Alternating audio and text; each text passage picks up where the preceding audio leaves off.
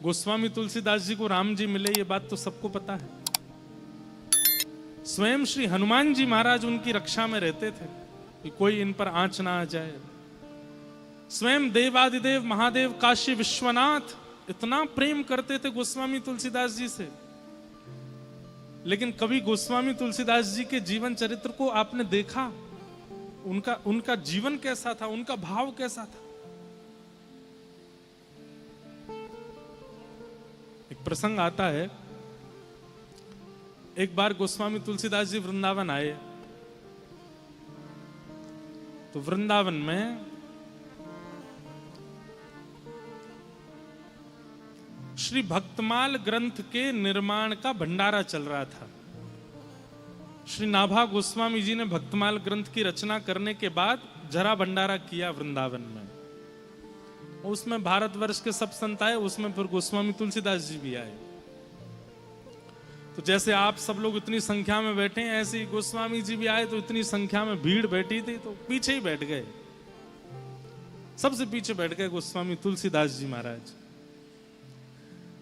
कहते हैं कि जब सामग्री परोसने का समय आया तो खीर परोस रहे थे सबको। तो आज भी वृंदावन में ऐसा नियम है कि जब कहीं जरा भंडारा होता है ना, तो संत जन अपने अपने टिफिन लेके जाते हैं, अपने अपने छोटे छोटे टिफिन ले जाते हैं।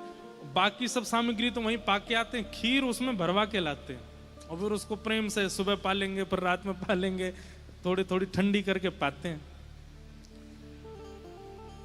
तो खीर परोस रहे थे, सब अपने अपना बर्तन आगे करके उसमें खीर ले रहे थे। वहीं गोस्वामी तुलसीदास जी के पास जब खीर परोसने वाले पहुंचे, उन्होंने कही, कहाँ है तुम्हारा बर्तन, कहाँ है, बर्तन लाओ। तो गोस्वामी जी के पास तो बर्तन था नहीं। सोचने लगे क्या करें, अरे जल्दी करो भाई, अपना बर्तन आगे करो।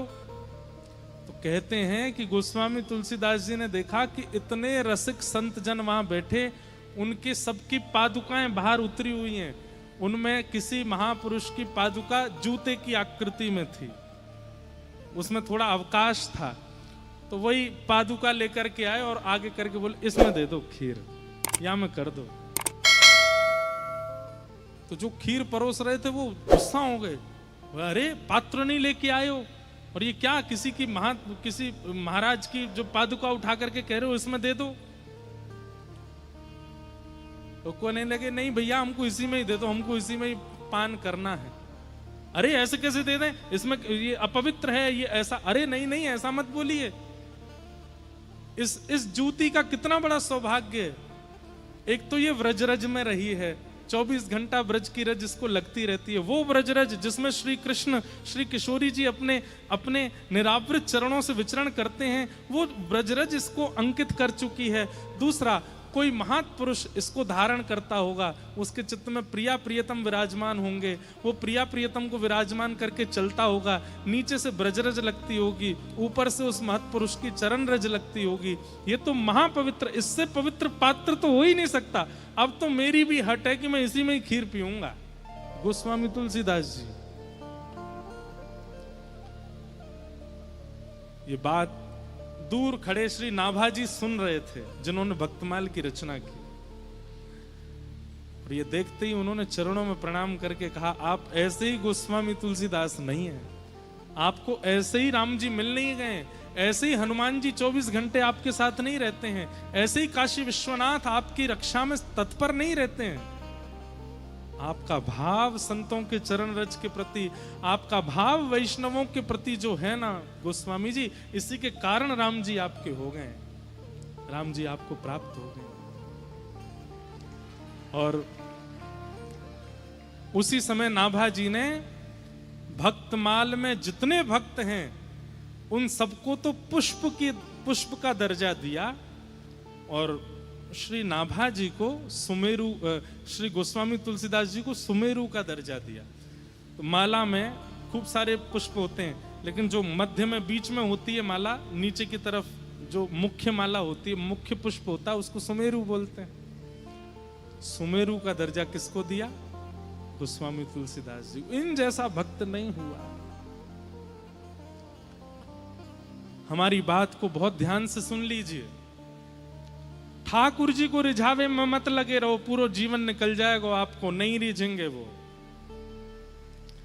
अगर रिझानो है तो कोई वैष्णव को रिझाओ, कोई रिझानो है तो ब्रजवासीन को रिझाओ, रिझानो है तो कोई भगवत भक्त को रिझाओ। वो यदि रीझ गए आपसे तो ठाकुर जी को रीझनो पड़ेगा, और कोई उपचार है नहीं ठाकुर जी के पास। और इस बात का प्रमाण स्वयं श्री प्रहलाद जी महाराज कह रहे हैं कि मत न कृष्णे परतस्वतो वा मिथो विपद्ये त्रिगृहै व्रतानाम् आदान्तगोभे विशतां तमिस्त्रम् पुनः पुनश्चर्वित चर्वणा।